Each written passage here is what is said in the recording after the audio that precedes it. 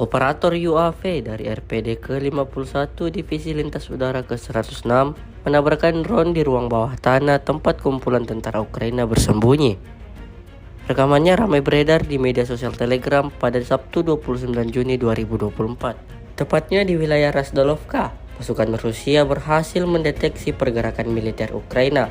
Alih-alih melakukan perlawanan, tentara Ukraina justru sigap bersembunyi saat mengetahui posisinya dalam pantauan drone Rusia. Alhasil, seperti yang terlihat dalam rekaman, militer Rusia segera mengambil kesempatan itu lalu menghancurkan kelompok musuhnya.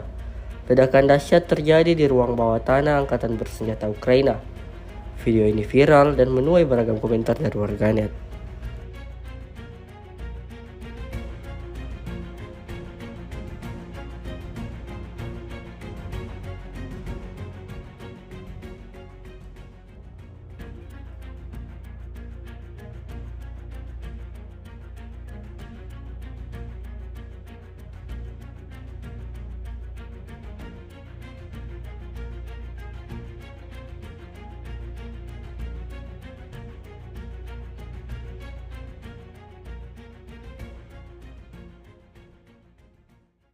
Download Tribun X sekarang, menghadirkan lokal menjadi Indonesia.